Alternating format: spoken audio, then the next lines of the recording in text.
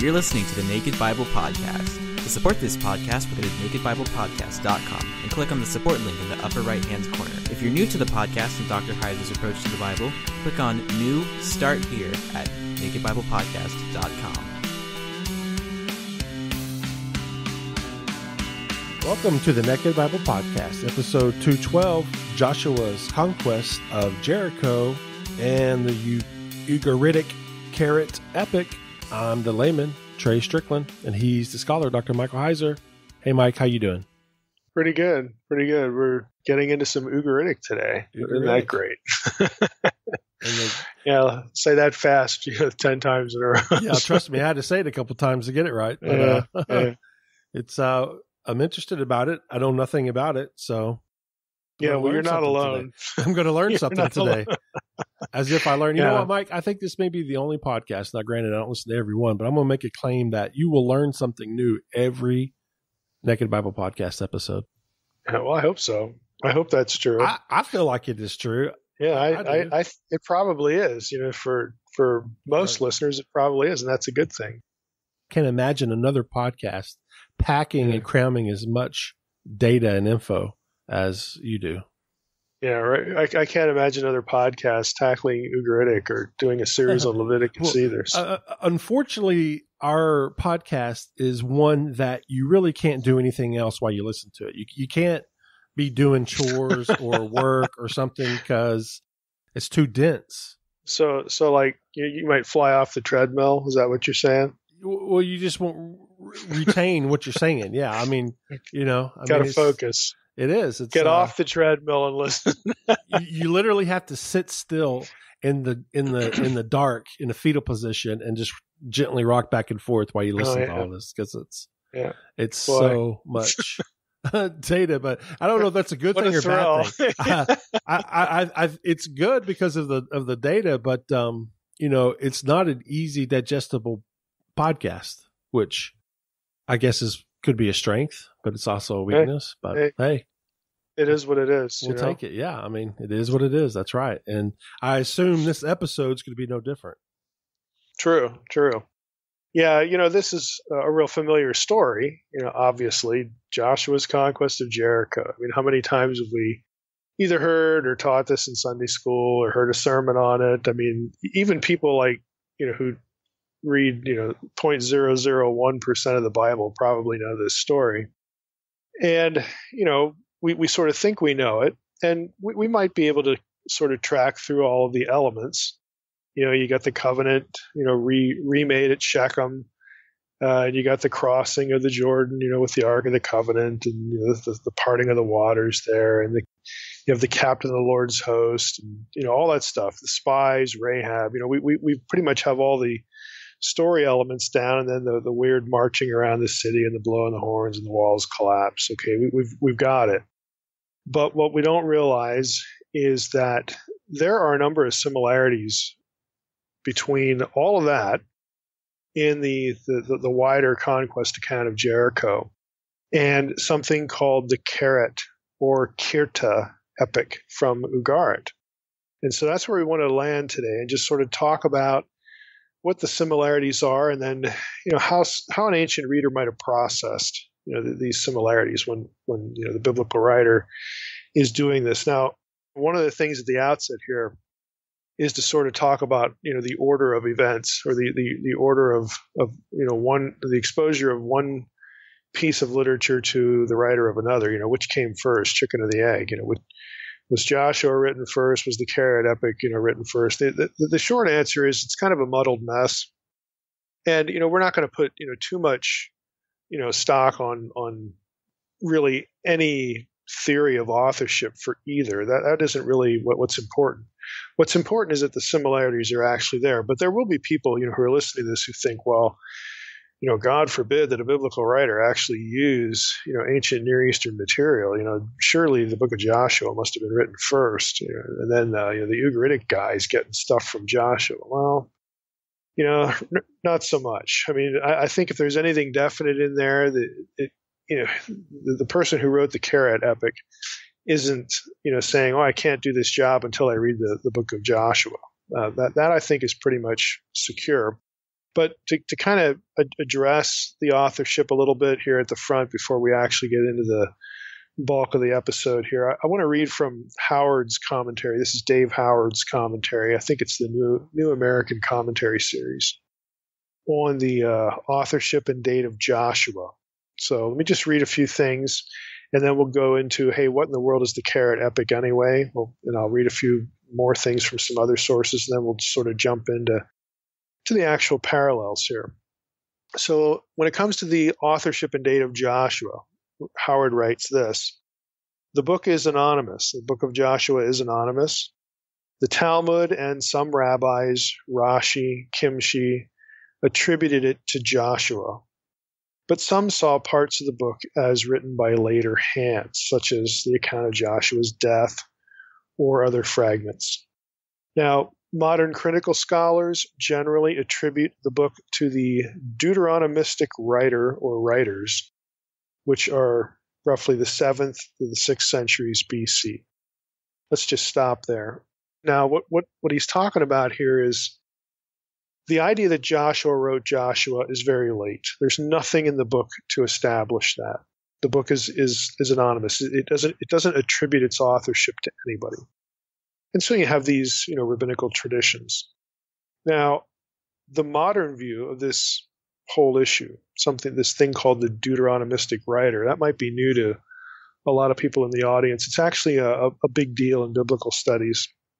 And it's the idea that the books of Deuteronomy, Joshua, Judges, and then the historical books all the way up through 2 Kings were all written at the same time by either the same person or a small group of persons.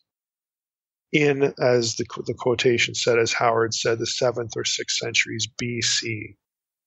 Now you think, well, how can that be for Deuteronomy? Deuteronomy is part of the Torah, the law of Moses. That would have been, Mosaic. And, you get into all these issues of Mosaic authorship. There are a number of reasons why a lot of people think Deuteronomy is late and wasn't written by Moses. This goes back to the whole JEDP thing and all that sort of stuff. Even if you keep Deuteronomy, in the Torah, and again, if you're thinking that Deuteronomy was composed with the intention of being the 5th of the first 5 books and so on and so forth, you could still look at this as Joshua through 2 Kings written much, centuries after the fact, after the conquest, by the same literary hand. And try to think of it that way. If the Deuteronomy thing distracts you, that's fine. The reason why scholars, say that isn't just source critical. It's that there are theological things in Deuteronomy that are not in the other books of the Torah, like the laws for the Passover. I keep bringing this example up because it's so obvious.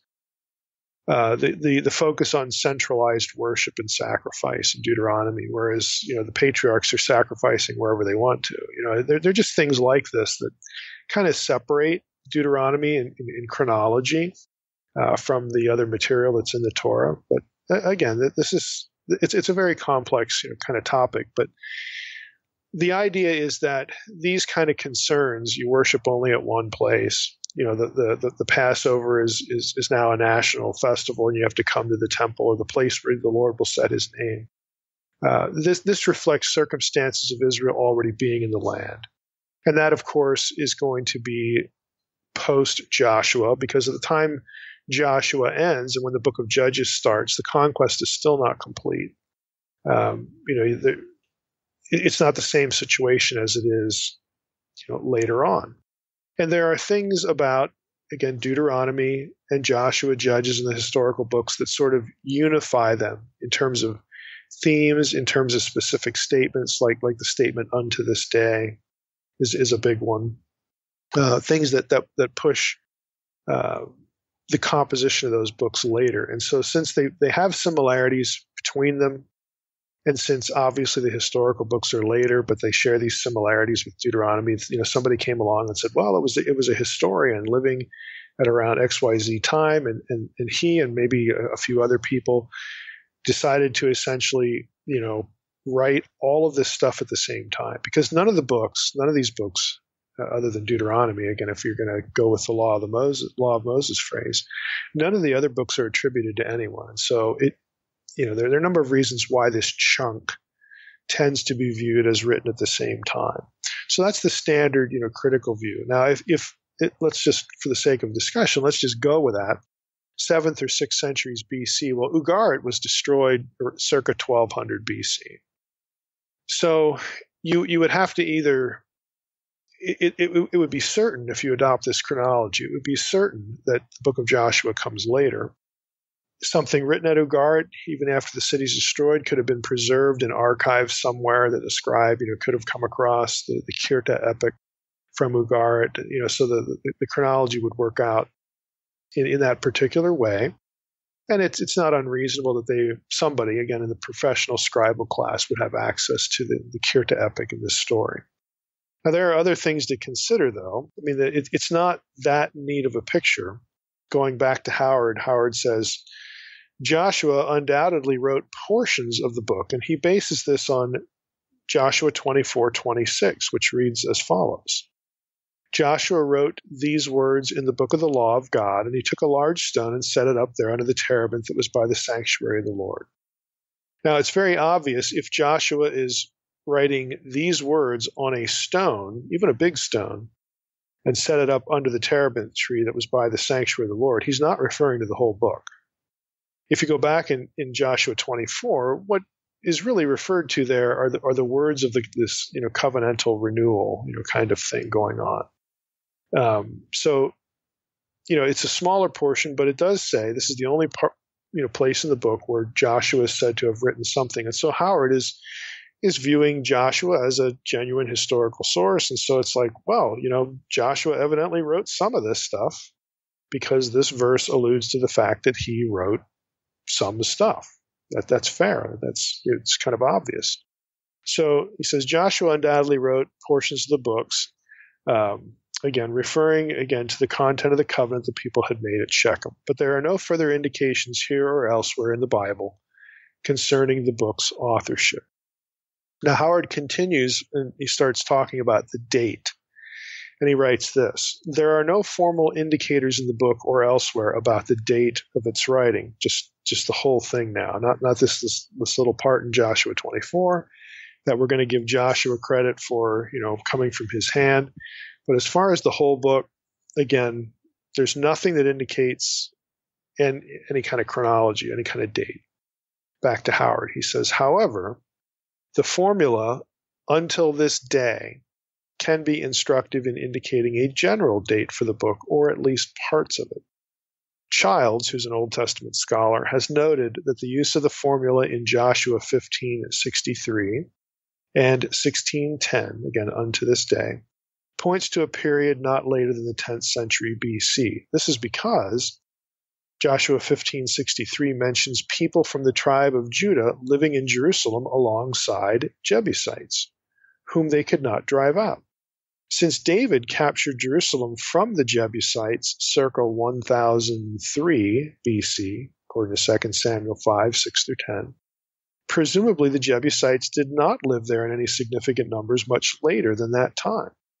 Furthermore, Joshua 16:10 mentions Canaanite inhabitants of Gezer among the Ephraimites, since an Egyptian pharaoh, probably Siamun, which his dates are 978 to 959 BC, this Egyptian pharaoh destroyed the Canaanites at Gezer and gave the town to Solomon as a dowry.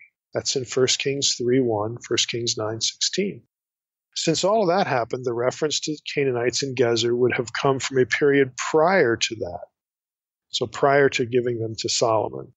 Other references to unto this day would seem to make more sense if a relatively long period of time had elapsed between the events of the book, and the time of writing.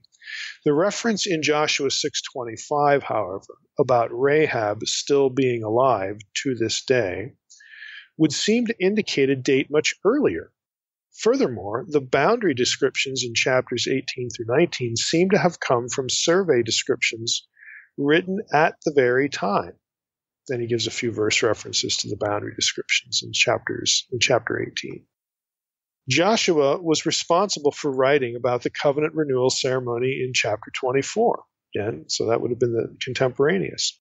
The reference to Rahab, however, is not conclusive, because it may be her descendants in view, just as the reference to David in Hosea 3:5 refer to his descendants, not to him. Let me read you Hosea 3:5, which says, "Afterward the children of Israel shall return and seek the Lord their God, and David their king, and they shall come in fear to the Lord and to his goodness in the latter days." Now we know when Hosea is writing. Okay, 8th, 7th century, something around there. But he refers to David. Well, that doesn't mean David's still alive. It's a way of referring to his descendants. And so what Howard's pointing out here is even this reference to Rahab in Joshua 6:25, it might not actually be Rahab. It might be her descendants, which would push that chronology, much later. And it's not necessarily something you can hang your hat on as being written in the time of Joshua, the person himself. So it's not conclusive, like he says. And so this is the way Howard concludes his statement.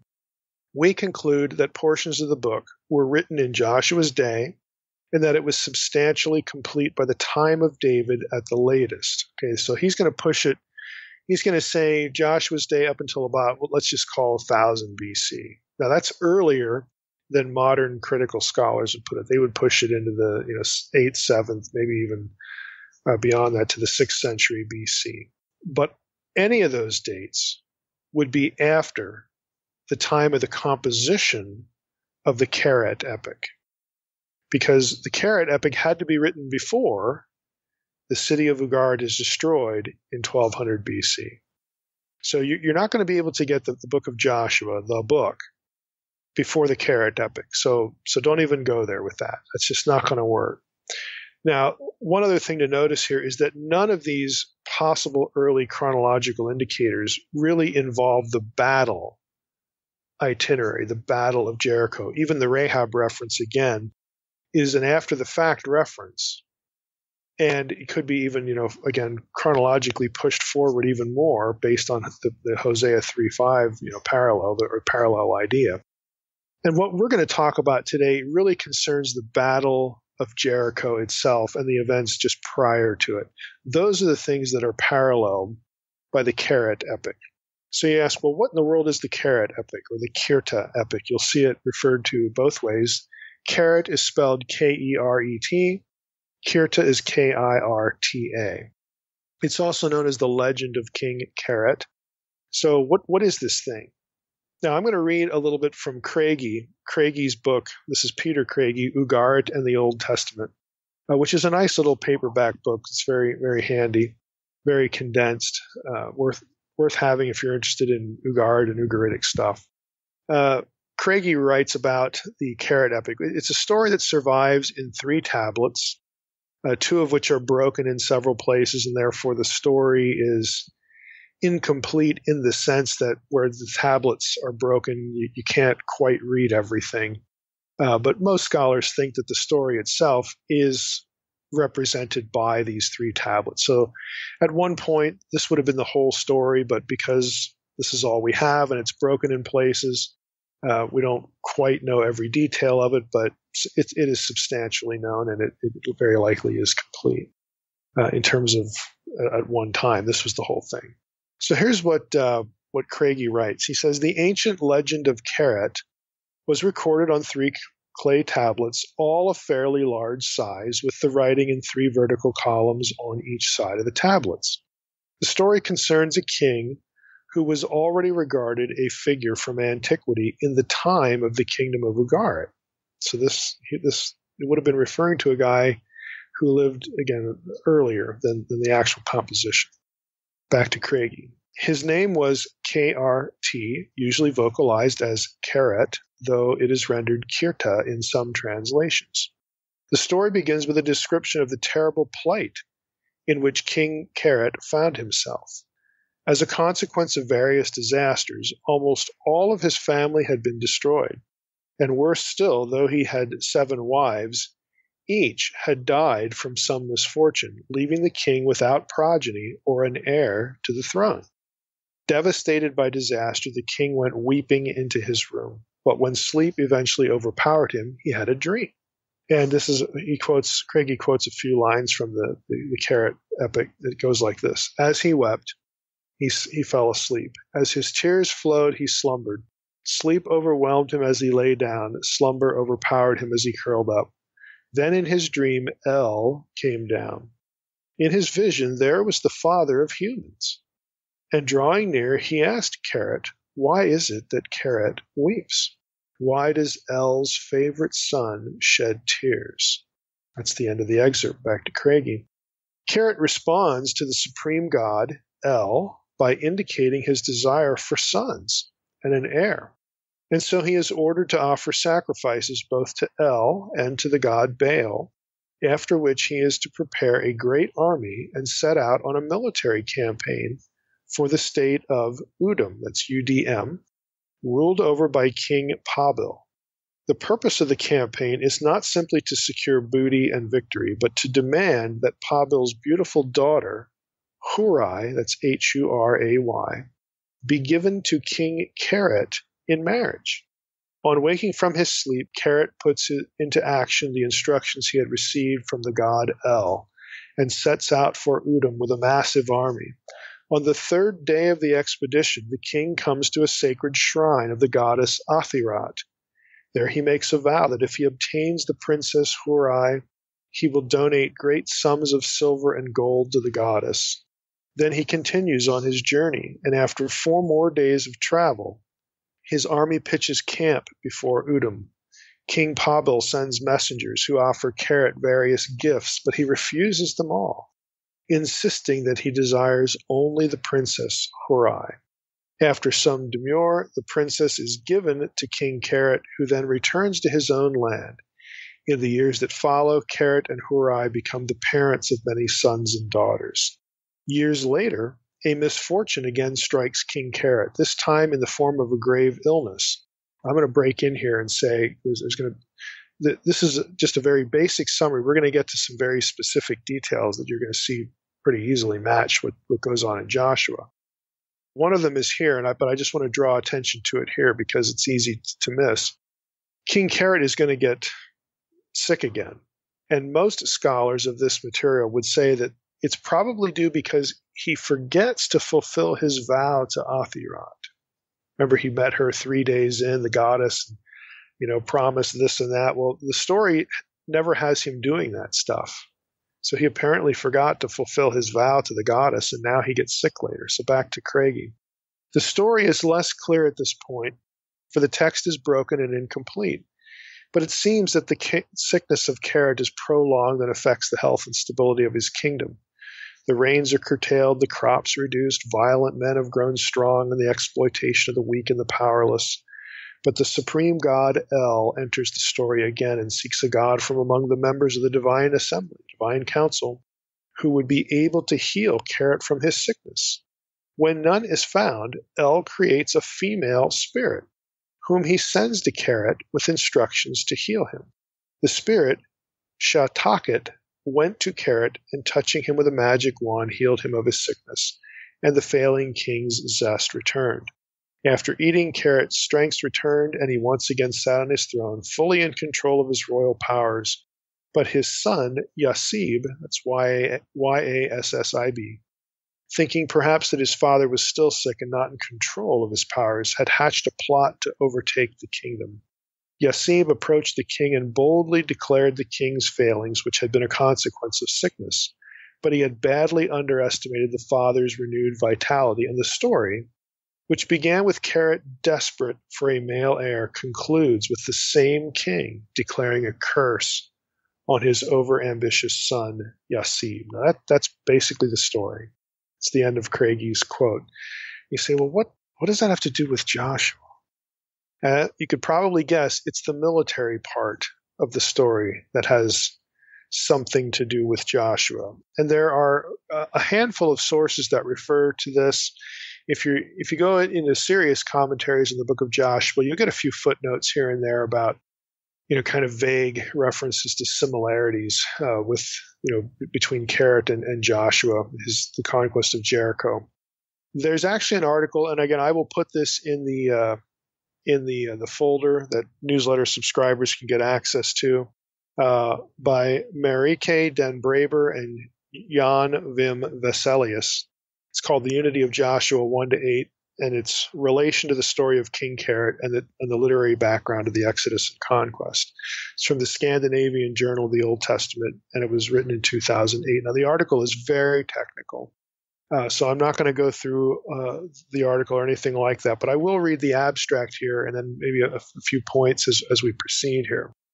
Here's the abstract to the article, and this gives you an idea of what our episode is really going to focus on from this point forward. They write, the story of the campaign against Jericho and its taking in Joshua 1-6 is usually assumed to be a composite narrative in which episodes from various sources have been put together, resulting in a text which exhibits a considerable number of discontinuities, especially in the field of chronology. In this article, it is argued that the chronological indications can be joined in one framework of twice 7 days, 2 periods of 7. In the middle of the first week, the crossing of the Jordan is found, and whereas the second week is concerned with the taking of Jericho. It is argued that this scheme mirrors the Ugaritic story of King Keret going to the city of Udum in order to obtain the princess Hurai as his wife. The arguments in favor and against the assumption of a relationship of emulation between the two texts are discussed, and the possibility of an encompassing intertextual relationship of the biblical account of Exodus and Conquest with the story of King Keret is cautiously advanced. And that's the end of the abstract. I like the wording there, cautiously advanced, because as we go through these things, you're going to see that, well, okay, there's some elements there that are really strikingly parallel, and then there are other things that like just have no relationship at all.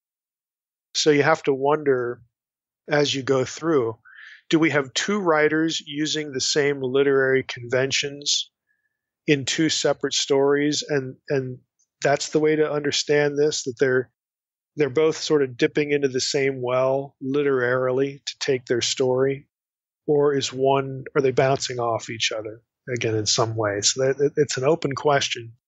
So don't let anybody out there in the internet, the wild, wild world of biblical studies in Middle Earth, tell you that the writer of Joshua, had to sit down with his copy of Keret and just stole the story. Nobody believes that. The scholars who are into this don't believe that. What the issue is there are similarities. You might have had an awareness on the part of the writer of Joshua, the Jericho conquest story, be aware of Keret, but you could also have two writers drawn from the same well. So with that said, let's go through the major similarities here. Now, the first one between the two, the first one is chronology. Now, in the article I mentioned, the one from the Scandinavian Journal of the Old Testament on this topic, they spend the first half of the article going through Joshua 1-6 to sort of ferret out indications of a linear sequence of events, things like, the next day or on the day after the next day, these little like time phrases that will show up in a narrative. They go through the whole thing. It's actually quite detailed. It might be a little bit mind-numbing for those of you who read it, but what they're trying to do is they're trying to take all of the time indicators in Joshua, and they show that it produces 2 periods of 7 days from the time where the Israelites under Joshua are ready to go into the land all the way up to the time when Jericho is taken. You're dealing with like 2 units of 7 days. And that becomes important because when you look at the Keret epic, it has the same layout. So the first similarity is that the fact that in both cases, in both texts, there's a trip of 7 days by the leader, Joshua in one case, Keret in the other, toward cities. Their destinations are cities. The week is divided into, the period of 7 days in both cases is divided up in half, 2 halves, with an important event right in the middle. Now, the important event on the first period of 7 days in Joshua is all of the stuff that gets associated with the crossing of the Jordan. So you have you have the covenant ceremony, of the circumcision ceremony, then they wait, a few days, and then they have the event where, we've got, the crossing of the Jordan, the miraculous crossing there where the waters part. with they take the ark over and they put the stones in the middle of the Jordan, all that stuff. Again, that's the Sunday school stuff we're familiar with the story, but that happens in the middle of the first 7-day period. Now, in the Keret epic, this is the way that the authors of the article put it. Whereas in the book of Joshua, rituals are performed at the crossing of the Jordan on the 4th day, again, right in the middle, when the priests and the ark in a central role and a memorial of stones being erected afterwards. In the Keret epic, the king makes a vow to Athirat at her temple. Okay, so in both cases, you've got the first period of 7 days bisected by some event that involves divine activity. In the case of Joshua, it's the covenant renewal. It's the parting of the waters.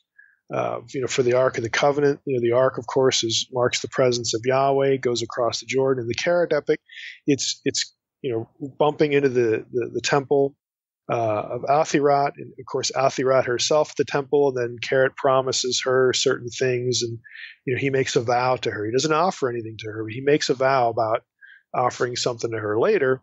But there's this divine encounter, divine activity event right in the middle of the first 7 days. Okay, so that's a parallel, and you might think, well, who cares? You expect in these stories, especially in the Bible, that God's going to be one of the players in the story, and of course, in other ancient Near Eastern literature, gods pop up all over the place. So big deal. Well, it's just one of several things, and it's the way the story starts. Again, first 7 days. Now, number 2 would be at the crossing of the Jordan on the 4th day, again, in the book of Joshua now, there was a covenant renewal. There are certain ritual acts performed, creating a binding relationship between the Israelites and God.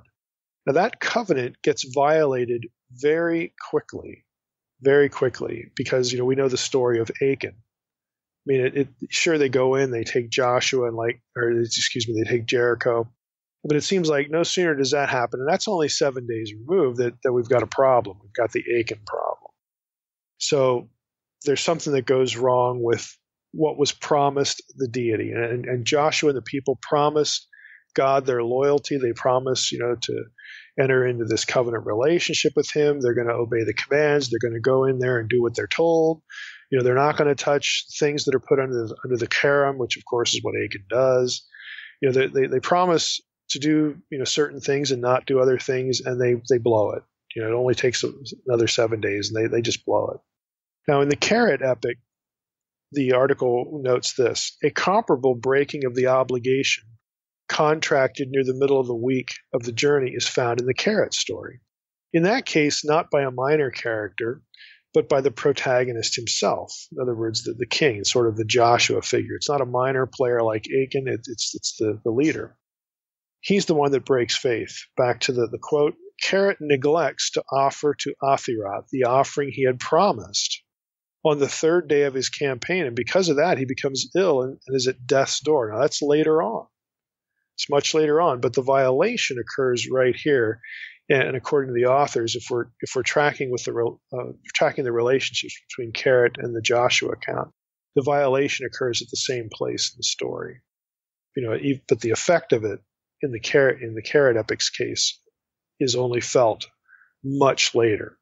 In the biblical story, it's like, right there, right on the heels of a success of Jericho, we've got the Achan incident with Ai. But again, the argument is that the similarity here is that the violation occurs at the same time. Third, when we begin the second week, the second period of 7 days in both stories, you have, again, some striking similarities. And I'm going to read again from the article. This is the way they summarize this. After these 7 days, the second part of the stories starts in both cases. In both instances, instructions for the action against the city are given by the deity. Joshua is instructed by the Lord himself, at first through a divine messenger, Joshua 5, that's the captain of the Lord's host. Keret receives his instructions from El in a dream. Keret receives a complete set of instructions before he leaves for Udum, and both periods of 7 days occur after his dream. Joshua, by contrast, is provided with his orders in 2 installments, so there's a difference here. In Joshua 1, 2 through 9, he receives fairly general instructions, the implications of which only become entirely clear to the readers when Joshua instructs the spies to inspect especially Jericho, and when the Israelites set out across the Jordan. The meeting in Joshua 5:13 through Joshua 6:5 gives Joshua directions on how to conquer Jericho and what has to be done on which day. This is explicitly indicated by the Lord and carried out to the letter by Joshua.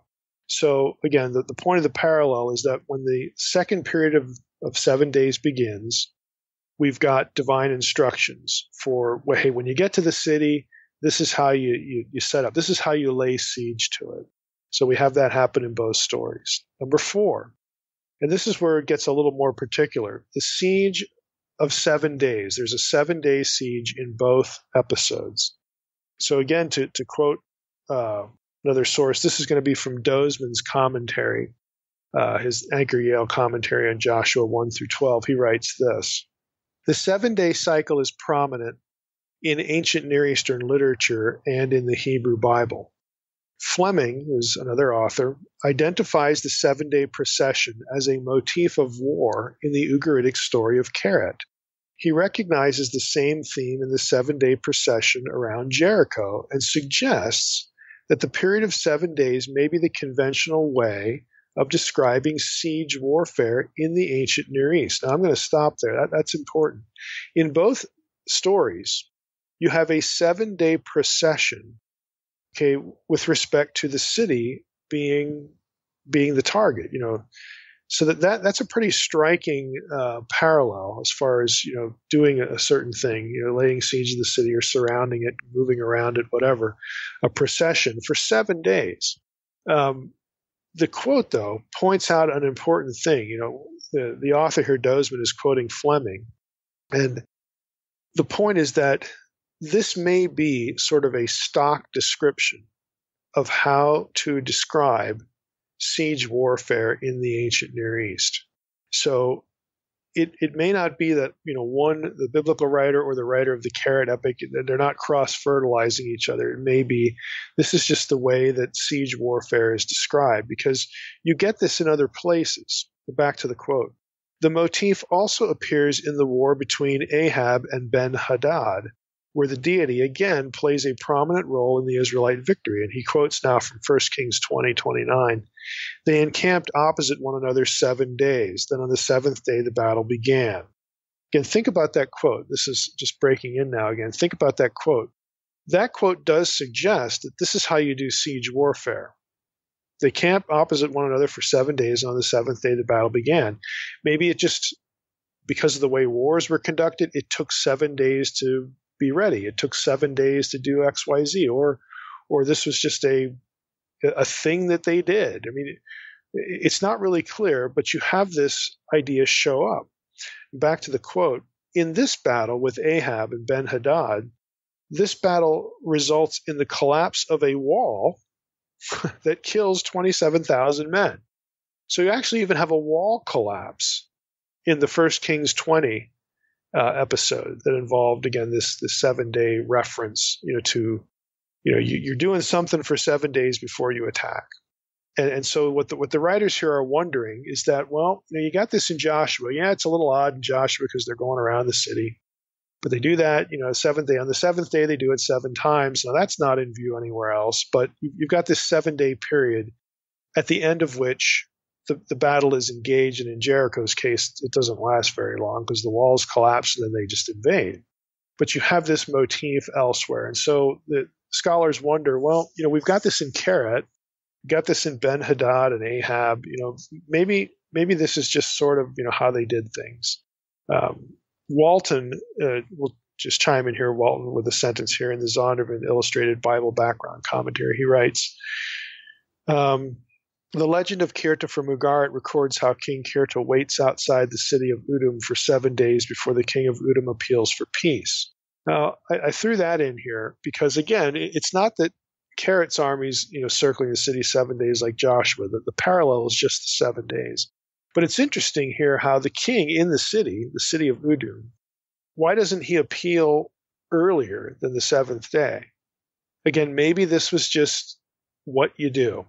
You find out on the seventh day what their intentions are. I mean, honestly, scholars are not sure about this, but there seems to be something to the seventh day pattern that appears in Joshua and Keret and 1 Kings chapter 20. Maybe there's something to this. So it's definitely a parallel as far as the number of days before the battle is engaged. But there are obvious differences. Again, the encircling, and then on the seventh day, the 7 times. I mean, that's a clear difference. Number 5, the two authors of the Scandinavian Journal article, Braber and Vesalius, they write this. Both Joshua and Keret besiege a city, again, for 6 days. In other words, they're doing something for 6 days. Joshua and the people of Israel walk around Jericho every day without making any noise. Remember that detail of the story in the Bible. Keret orders his people to remain around Udum for 6 days, but does not allow them to undertake any military action. So they surround the place. They're not circling it, but they surround it. And he says, we're not going to do anything, until the 7th day. In both cases, back to the quote, no real war takes place on these 6 days. On the 7th day, there's an enormous noise in both stories after the period of calm and quietness in the preceding 6. In the Jericho episode, horns are blown, the Israelites shout, followed by a collapse of the city wall of Jericho. After that, the city is at the mercy of the Israelites, and they can go on to conquer the rest of the promised land. King Pabil of Udum in the Keret story is unable to sleep on the 7th day because of the noise which the animals inside the besieged city of Udum produce. He decides to negotiate and offers Keret gold and silver. After Keret has refused this and asked for the king's daughter Hurai instead, as he was told to by the god El, the daughter comes out to Keret the same day, ready to become his wife and to bear him children. So that's the end of number 5. So what they are arguing here, what they're suggesting here, it's a better word, is that within the 7-day pattern, 6 days of doing something but not attacking, and then you got the engagement on the 7th. There's for the 6 days leading up, there's quiet. In the Joshua story, they're not allowed to do anything. You just march around. So that's all you do. You don't attack. You don't say anything. You remain silent. In the Keret story, we're not told that the animals inside the city, and this is what happens when cities are under siege. I mean, you got to have your animals, for food supply and whatnot. So they're in the city there with them. We don't read about any real complaint, any real problem. Okay, during the 6-day period, it's just that on the 7th day, the king just there's just this loud noise. All the animals are making noise now. I gotta do something here. We can't live like this. So he tries to negotiate. Of course, all that Keret wants is the woman. So scholars are saying, well, this is something of a parallel as well. You've got this period of quiet, which is odd and unusual, before you hit the 7th day when everything gets resolved, when there's an engagement, when something happens. Now, those are the 5, major parallels between the two stories. And what I'm hoping you're thinking at this point is, well, I could see why people would talk about this. There are some similarities here. We got some chronological similarities. We've got sort of a timeline similarity. We've got a 7-day, pattern. We've got, in between the first week, we've got some sort of divine encounter and all that kind of stuff. So yeah, there's some parallels here, but I'm also hoping you're thinking to yourself, you know what? I expected more than that. Okay. Because there are other things that are, ancient Near Eastern texts that are parallel to Old Testament passages that quite honestly are a lot more striking than this. So you may have expected more of that, and you're saying that because you know the biblical story well, and there are a lot of disconnects between the two, a lot of clear disconnects. So what do we do with this? I think it's very evident that you can't argue again coherently. I mean, again, this is internet theology, and I don't know. We're doing this topic because I got some email about it, wanting to do the topic, so I put it on my list. So I don't really know what the person who asked was reading, but chances are you can go out on the internet and find stuff on this, and you're bound to run into something that, like the stuff in Genesis, like other stuff in Exodus, people essentially just kind of mouthing off and saying, well, the biblical writers just stealing this story and just, you're sitting down and taking this material and plagiarism. It's just ridiculous. Okay, that's not only did people in the ancient world have no sense of intellectual property, especially in Old Testament, ancient Near Eastern context, but it's just not that tight. It's nowhere near that tight. You have some similarities here, but if the biblical writer sat down with a copy of Keret and said, "Boy, I need this to write my story," he did a pretty inept job. I mean, he's got some basics here, but there's so much new material that it makes you wonder, well, how can we even view this as any sort of dependence? See, because that's where internet theology wants to take you. They want to talk about dependence of one author, the biblical author, on some ancient Near Eastern material, as opposed to what the writers of some of these excerpts that I've read are suggesting. They're not suggesting literary dependence. They're suggesting common patterns of the way you write things in the ancient world. That is not dependence. That is being an intelligent writer and knowing, either in terms of historical convention, i.e. how a siege warfare runs, either some historical connection to the way things were done, or literary conventions in how a scene is set up or written. Okay, one or the other, and probably a little bit of both. That is more viable. That's the kind of thing that scholars talk about. Common literary, social, cultural conventions that wind up being included in stories, or stories are structured according to those things. And since we've got Israel and Ugarit, and it's everybody's sort of in the same region of the world. Writers, scribes, the scribal elite in all these cultures, they're going to be well read. They're going to visit libraries. They're going to see correspondence. They're going to read literature, from other places. They're going to be able to read in more than one language. Okay, Elamarna letters are a good example of this. They're going to know these conventions, and they're going to be the people who are actually tasked with writing this stuff. It's not like what do we think's going on, in biblical writing? And I'm speaking again to the internet theology crowd. How do you think this happens? That some guy, he was a slave and now he's out of work or whatever. He got fired or, got kicked out of the gang. And, you go out there in the desert and die now. And so he goes out, well, I need to write something down here. I need to produce something in writing now. But I'm going to go steal something and make up a composition and hope it sells and I can make my livelihood that way. It's absurd. You have a literate class of scribes who are well read. They understand the craft.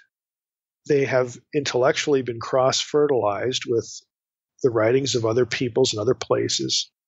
And they know how to intelligently produce a piece of writing so that the people within their class, people who are used to reading, and literacy is not this widespread phenomenon. Okay, they know how to craft something so that it is viewed as a professional job, as something respectable, something competent. That's what happens. You don't have people running around stealing pieces of writing and then making their own and hoping it sells or hoping it has influence.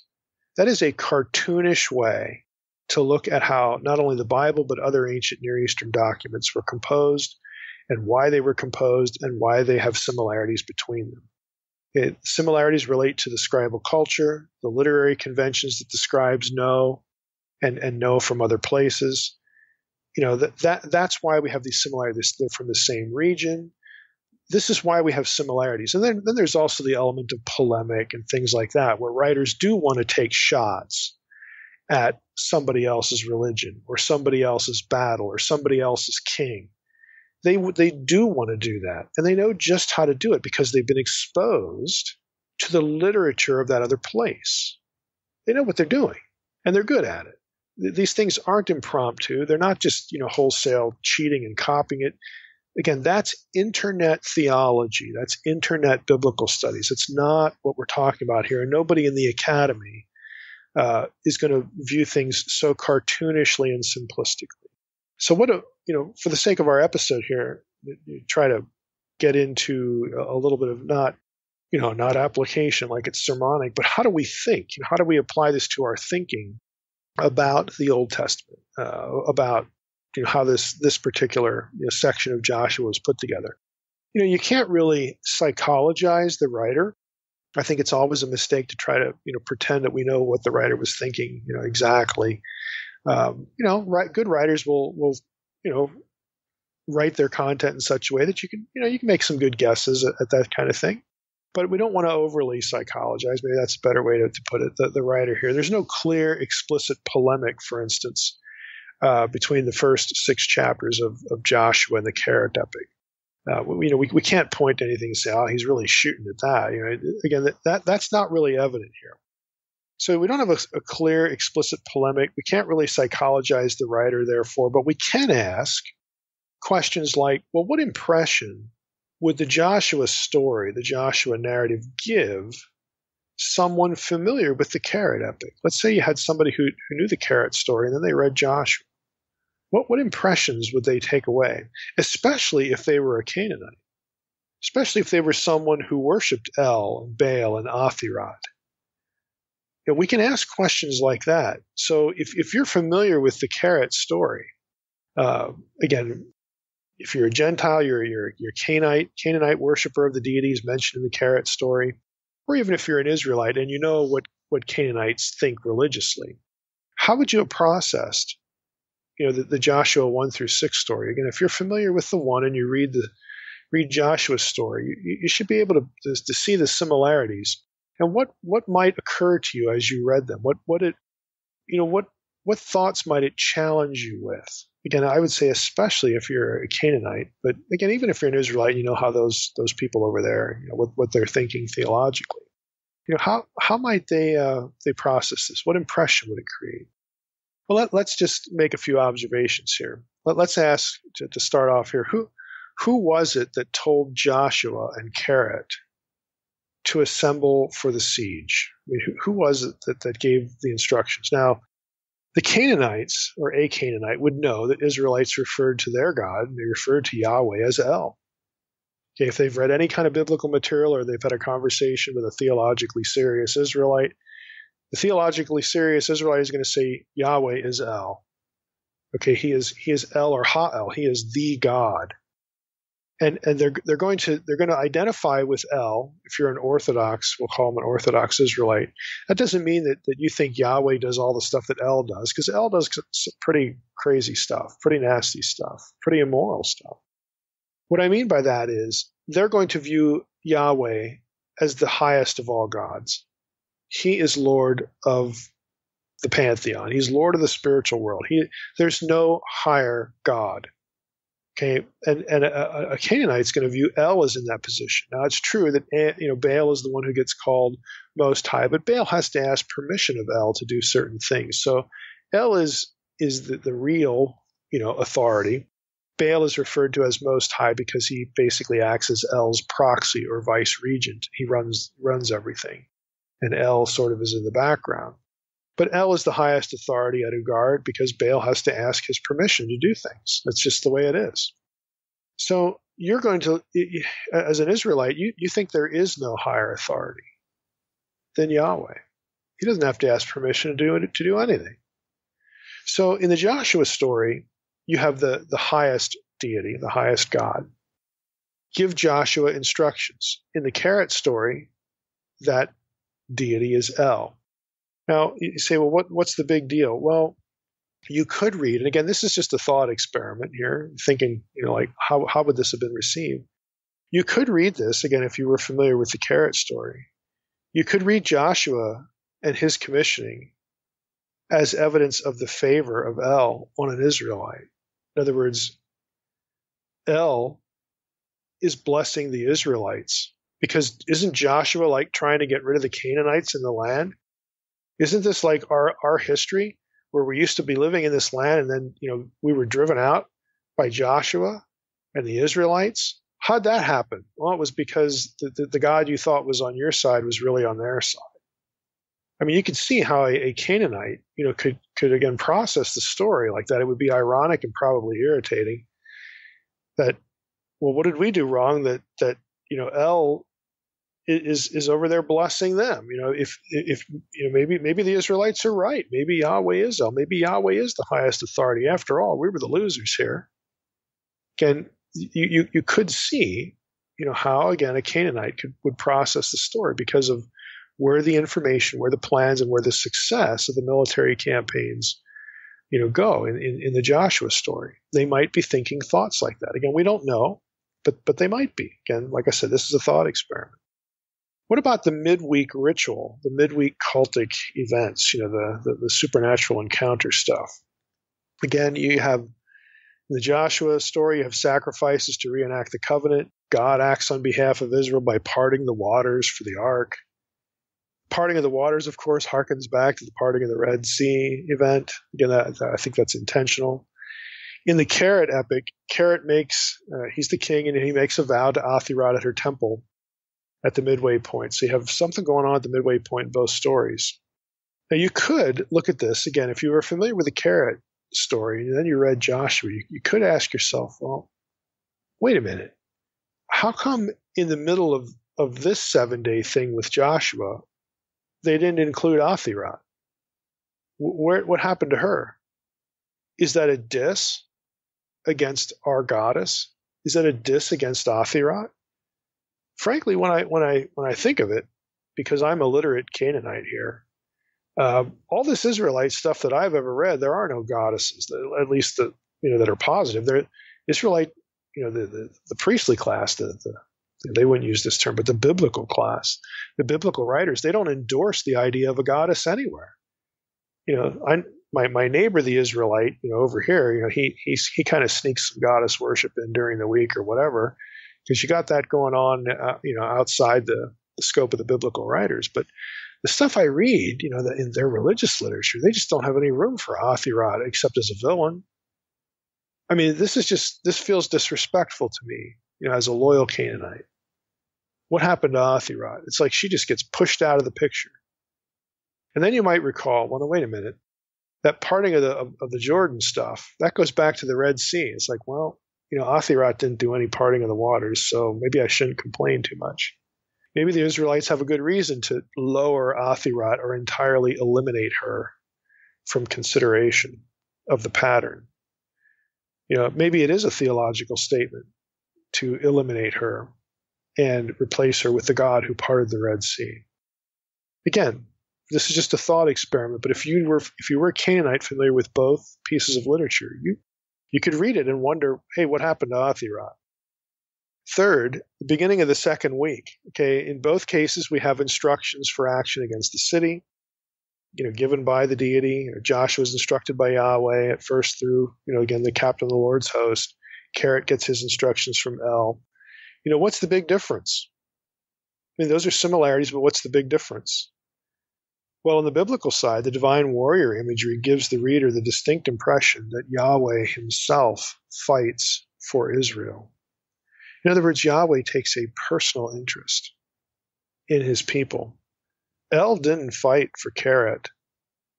El gives him instructions, but he doesn't show up as a man of war like the captain of the Lord's host.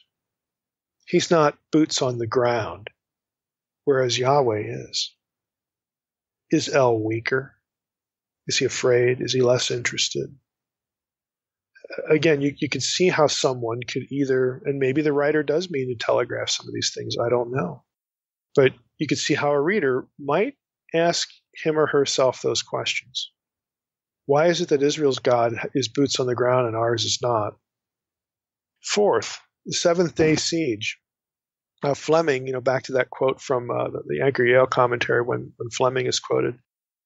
Fleming argues that on the basis of the Keret text from Ugarit, that the 7-day period represents, this sort of pattern. Not only the pattern that you get with siege warfare, but he also kind of zeroes in on, if we didn't go back and quote that article, but in that article, Fleming zeroes on the number 7, and he argues in a number of cases that 7 is often associated with the work of God, the work of a deity.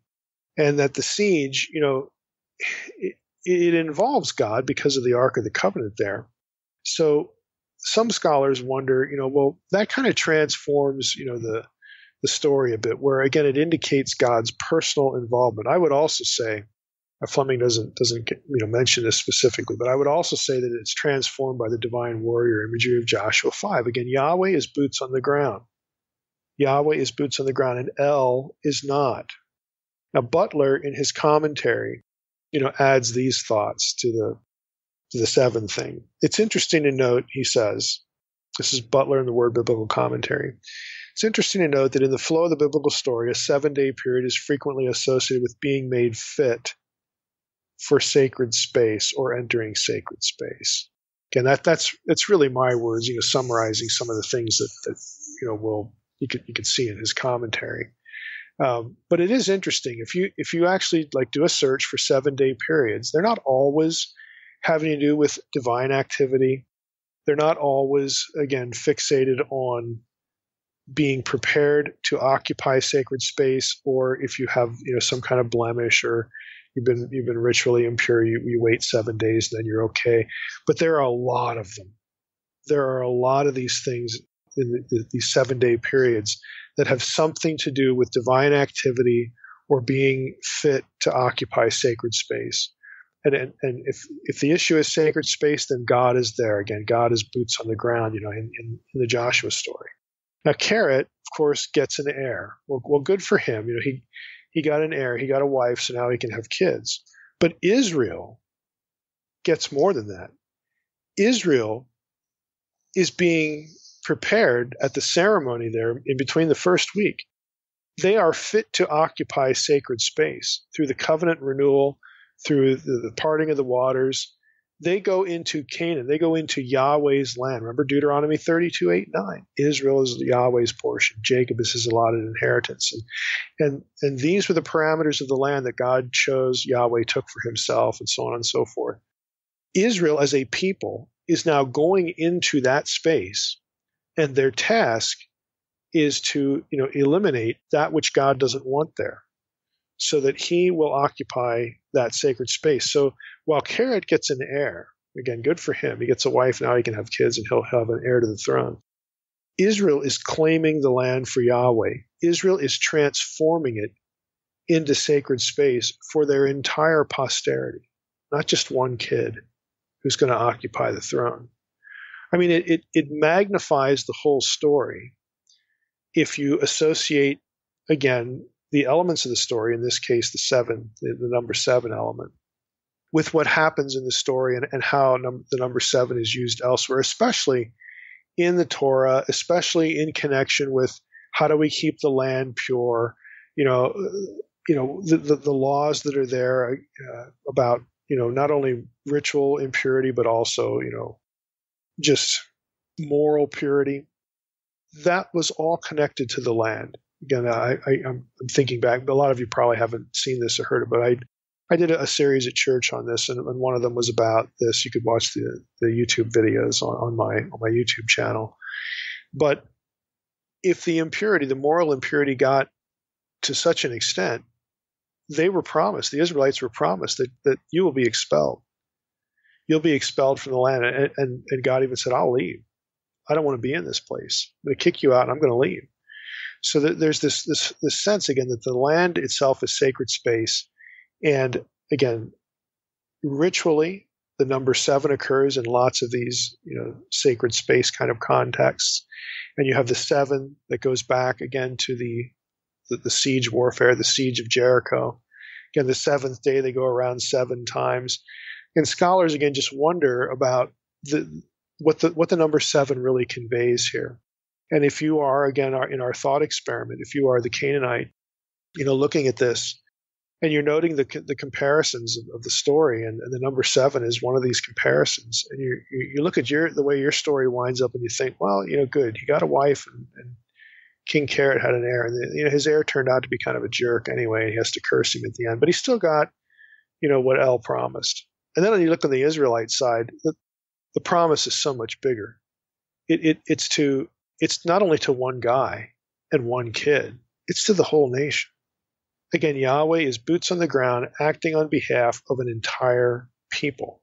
The entire nation itself, Yahweh's earthly family, get into a little divine council theology here, but Yahweh's earthly family is the focus, is the inheritor of the story of the conquest of the land. It's not just for one guy. It's not just for Joshua. It's for everybody. And in Keret, it's only the king and his one son. Yahweh fights for his people and his children collectively. If you're a Canaanite, only the king gets any favor. Again, would a Canaanite have actually had that thought? Again, I don't know. But I think it's possible that they could have. Why is Yahweh, why is their God so interested in everybody, the whole people? Whereas over here, El is acting on behalf of one guy. And El even calls that one king his favorite. What about the rest of us? If you do think thoughts like that, again, as a Canaanite, as an outsider, and this is part of the rationale for Israel to be a peculiar people, to be a kingdom of priests, you might think thoughts like, good grief, I wish our God thought about us the same way. But he doesn't. He doesn't. So again, to wrap up here, we don't really know why, these elements are there. There's not a clear polemic in this case. Again, I think it's fair to do our little thought experiment about how a literate person familiar with both religions, Israelite theology and Ugaritic religion, familiar with both texts, reading through them both, noting the similarities, but also noting some of the important differences. Things that could have, popped into their head about and made them wonder about,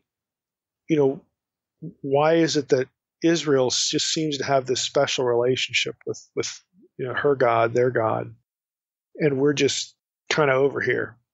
Now, if it's well after the fact, if this was written centuries later, again, you're not going to have the native Ugaritian thinking these thoughts, but you are going to have outsiders, people from Canaan who should be there or shouldn't be there or whatever. They're going to know the biblical story. They're going to know, again, the traditions of El and Baal, and they're still going to be worshiping those other gods. We know that from the biblical story on into the monarchy and the divided monarchy and whatnot.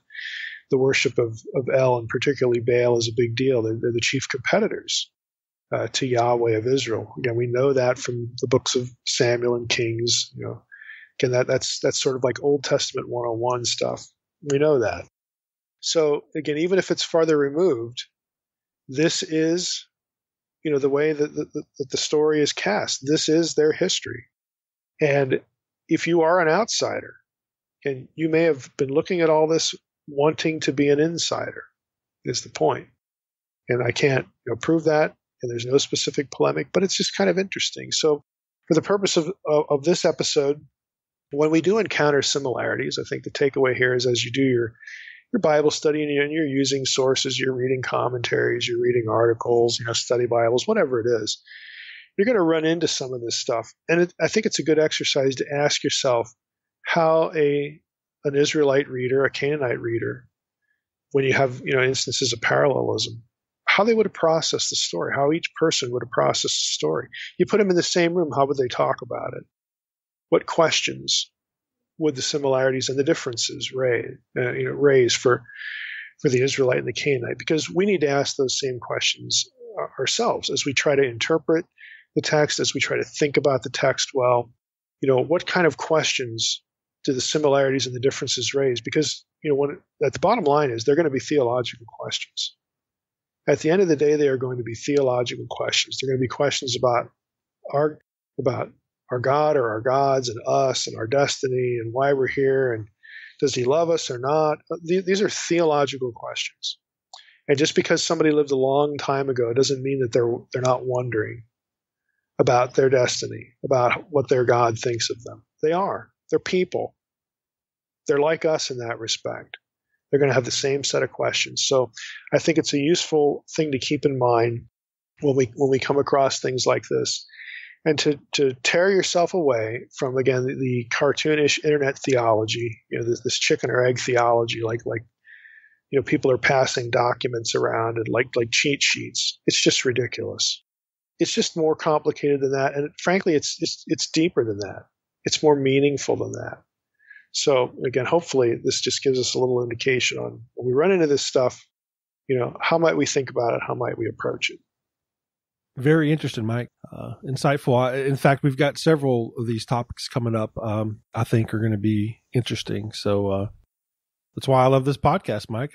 It's good stuff. You're not going to learn this stuff anywhere else. If you're me, I'm not going to go out and pick up the Keret Epic or Ugaritic text. I'm not going to. It's not on your Amazon wish list. Is that no, it's not. It's not. It probably needs to be, but there's just not enough time, hours in the day to get everything done that I want to. So that's why I know everybody else relies on you to do that stuff for us, Mike. So you can digest it and give it back to us in 60 minutes or less. So we appreciate that. Good.